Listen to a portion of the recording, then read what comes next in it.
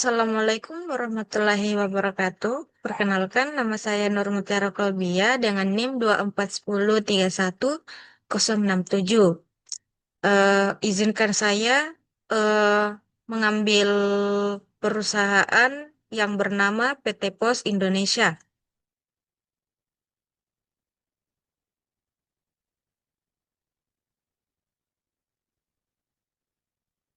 Yang pertama itu ada analisis pengadaan PT Pos Indonesia.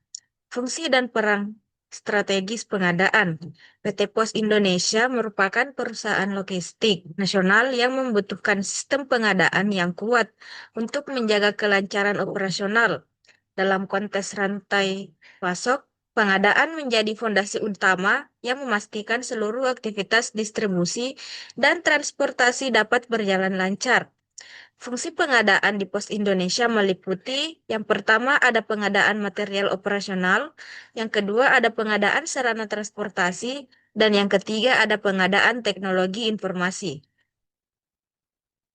Selanjutnya, kriteria pemilihan supplier.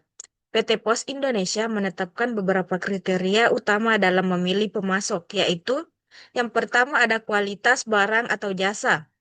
Yang kedua ada harga kompetitif. Yang ketiga ada ketepatan waktu pengiriman. Yang keempat ada kemampuan pasokan atau capacity dan reliability. Dan yang terakhir ada respons terhadap keluhan.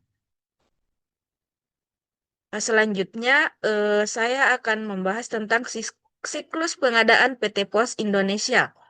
Secara garis besar, siklus pengadaan di PT Pos Indonesia meliputi yang pertama perencanaan kebutuhan atau forecasting berdasarkan volume paket, yang kedua ada permintaan pembeli dari unit, yang ketiga ada pemilihan dan evaluasi supplier, yang keempat negosiasi kontrak, yang kelima ada pembelian dan pengiriman barang, yang keenam ada pemeriksaan kualitas oleh unit penerima, dan yang terakhir ada pembayaran dan evaluasi supplier.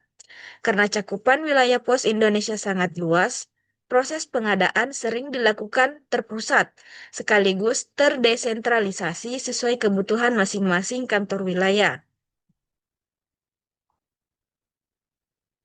Selanjutnya ada analisis distribusi PT Pos Indonesia.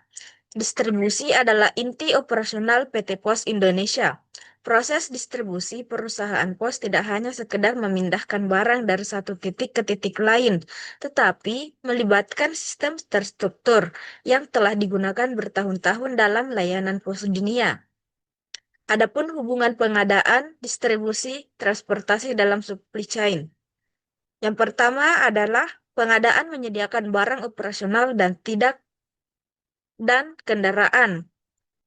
Dan tanpa ini proses distribusi tidak berjalan. Yang kedua ada distribusi adalah proses memindahkan paket dari pelanggan, lalu pusat sortir, lalu kantor tujuan.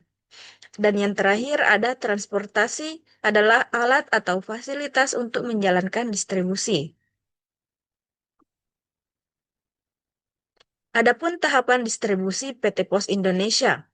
Distribusi pada PT Pos Indonesia tidak hanya tentang bagaimana barang dikirim dari satu titik ke titik lain, tetapi merupakan rangkaian proses yang sistematis dan terintegrasi. Adapun tahapan distribusinya secara lengkap yaitu perencanaan distribusi, pengumpulan dan konsolidasi barang, proses penyortiran, transportasi dan pengiriman utama, distribusi regional last mile delivery, sistem pelacakan dan customer support, dan yang terakhir adalah evaluasi dan optimalisasi distribusi. Tantangan distribusi yaitu overload paket pada peak season, kedua keterlambatan di pusat sortir, yang ketiga ada human error dalam proses input data, yang keempat ada kendala cuaca dalam pengiriman antar pulau, dan yang terakhir ada kurangnya koordinasi antar unit. Adapun analisis transportasinya yaitu menggunakan mode darat, udara, dan laut, tracking real time dengan sistem pos global dan GPS. Kendalanya yaitu keterbatasan armada, cuaca, dan kerusakan barang. Adapun solusinya yaitu optimasi rute, cross-docking, dan kemitraan kurir. Adapun analisis risiko rantai pasok, yang pertama adalah risiko utama, keterlambatan distribusi, kesalahan data tracking, kehilangan atau kerusakan paket, retur tinggi. Risiko eksternalnya, gangguan teknologi, harga BBM, dan persaingan ekspedisi swasta. Dan yang terakhir itu ada penanganan, penggunaan ERP, pemantauan KPI distribusi, dan pusat krisis logistik. Adapun rekomendasi perbaikan dalam supply chain, yaitu yang pertama adalah digitalisasi penuh SCM dan integrasi dengan e-commerce. Yang kedua adalah gunakan AI untuk optimasi rute dan kendaraan listrik untuk pengiriman lokal. Yang ketiga ada otomasi proses sorting dan WMS cross-docking. Dan yang terakhir ada tingkatkan kerjasama transportasi dan sistem retur berbasis hub terdekat. Baik, itulah tadi penjelasan dari perusahaan yang saya ambil. Lebih dan kurangnya mohon dimaafkan. Wabillahi taufik wal hidayah. Wassalamualaikum warahmatullahi wabarakatuh.